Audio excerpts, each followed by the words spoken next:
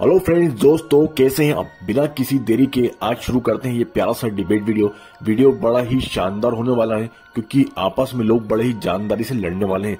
देखते हैं इस वीडियो के अंदर कौन जीतता है, कौन हारता है, किसकी बात सही निकलती है, किसकी बात गलत निकलती है, कौन किसको सही ठहराता है, कौन किसको झूठा दिखाता है, सब देखेंगे आज इस डिबेट वीडियो के अंदर।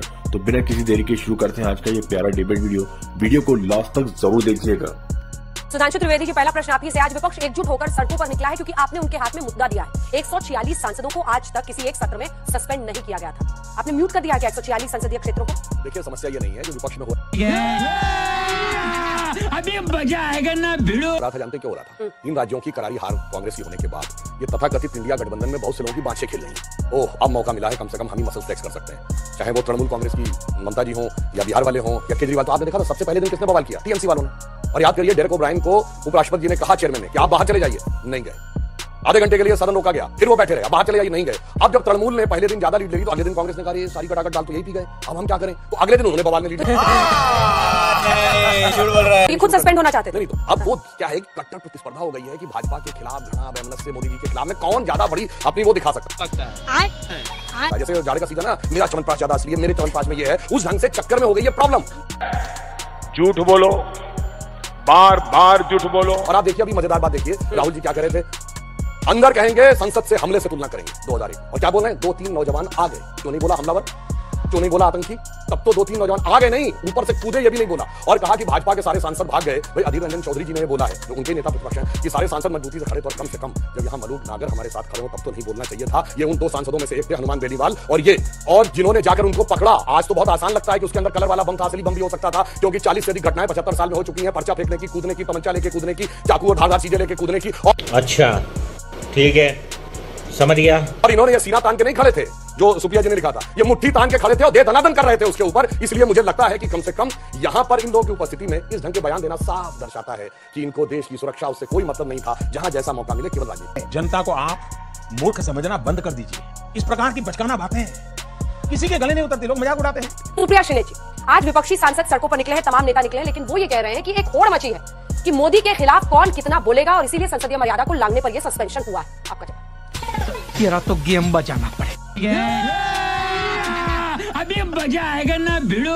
मुझे आशा है कि जितना वक्त उनको मिला बिना रोक टोक के मुझे भी मिलेगा। पहले मैं अपनी घोर आपत्ति दर्ज करा दूं इस 3:1 शो के लिए। कोई बात नहीं, आपका प्रेरोगेटिव है, आप किस पक्ष के कितने लोगों को बुलाएं और मुझे अकेला। मुझे लगता है मैं एक अकेली सब पर भारी, सीखा है किसी से मैंने ये। अब आगे की बात कर लेते हैं। आप क्या क्या कह रहे हैं मलूक जी, आप खुद ही बताइएगा। बीएसपी वाले मायावती जी की पार्टी के हैं, लेकिन उनको बोल लेने दीजिए, थोड़ा सा उनको पूरा कर लेने दीजिए प्लीज। अब बात कर लेते हैं, एक आक्रोशित आहत मंडली घूम रही है, खून खोल रहा है लोगों का, क्योंकि किसी एक व्यक्ति विशेष का अपमान हो गया। संसद संवैधानिक पद पर बैठे हुए लोगों का अपमान कर दिया। मुद्दा क्या है? मैं बच्चों से या नौजवानों से पूछती हूं, मुद्दा क्या है? क्या मुद्दा 146 सांसदों को निलंबित करके कानून पास कराना है, या किसी की कोई मिमिक्री कर रहा था? मुद्दा यह है। ये बड़ी अच्छी बात कही आप। जो कानून पास हुए हैं उसके तहत आपके फोन का मैसेज कभी भी बंद किया जा सकता है, किसी का फोन कभी भी सर्वेलेंस पे लगाया जा सकता है।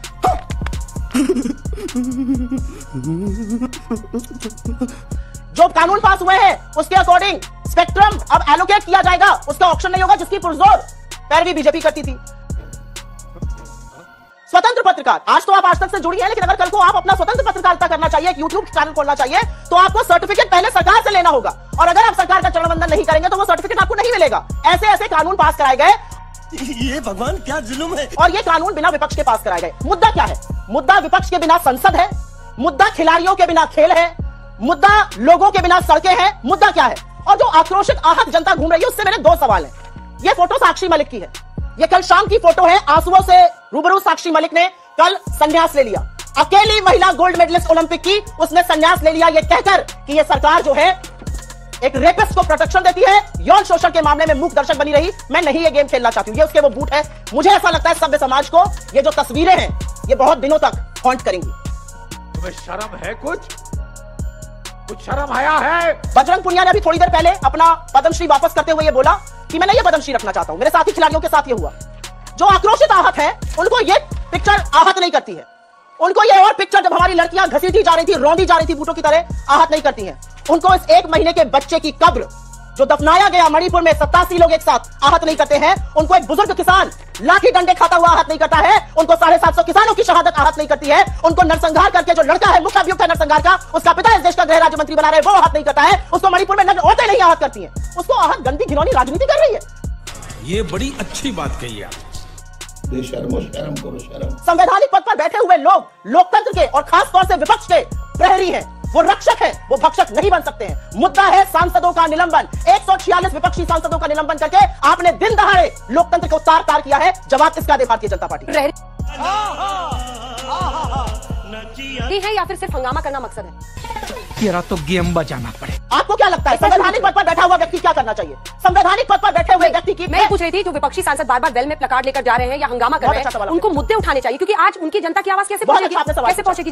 मालूम है तेरे बाप को मत सिखा चल। आवाज एवरेज इतने इंपॉर्टेंट डेटा नहीं है, ये एवरेज डेटा अवेलेबल है। एवरेज सांसद, और मलूक साहब तो यहाँ पर लोकसभा के सांसद है, एवरेज सांसद 15 लाख लोगों की नुमाइंदगी करता है लोकसभा में। तो जब आप एक एवरेज सांसद को निलंबित करते हैं, आपने उसके साथ साथ उसकी पूरी कंस्टिट्यूएंसी को निलंबित करने का काम किया। तो मैं आपसे पूछना चाहती हूं, ये केजी का विद्यालय है, ये नर्सरी का स्कूल है? Sit down, get up, head down, finger on your lip. ये सांसद है, जब इनको लगेगा आवाज उठाई जानी चाहिए तो ये आवाज उठाएंगे। और मुझे ऐसा लगता है संसद की सुरक्षा में जो सेंधमारी हुई वो बहुत बड़ी बात थी। उस पर आपके चैनल पर आकर गृह मंत्री बोलेंगे और संसद में नहीं बोलेंगे। मोदी जी एक अखबार को वक्तव्य देंगे, संसद में नहीं बोलेंगे। तो संसद क्या है? संसद खिलौना है। और एक चीज, तुम चुल्लू भर पानी में जाके डूब के मर जाओ। खत्म, bye bye, tata, goodbye, गया। दोस्तों, हमने इस डिबेट वीडियो के अंदर देखा कि सुधांशु त्रिवेदी और सुप्रिया श्रीनाथ दोनों ने ही ने अपनी अपनी पार्टी की तरफ से अपने अपने पक्ष रखे अपनी बात कही। आपको क्या लगता है कि कौन सही बोल रहा है, सुधांशु त्रिवेदी या फिर सुप्रिया श्रीनाथ? आपको क्या लगता है कि कौन सही है? कमेंट बॉक्स में जरूर बताएं। जी हाँ दोस्तों, वीडियो अच्छा लगा तो लाइक कीजिए और चैनल को सब्सक्राइब कीजिए। मिलते हैं अगले प्यारे से वीडियो में, तब तक अपना ख्याल रखिएगा। जय हिंद, जय Bharat, I love my India.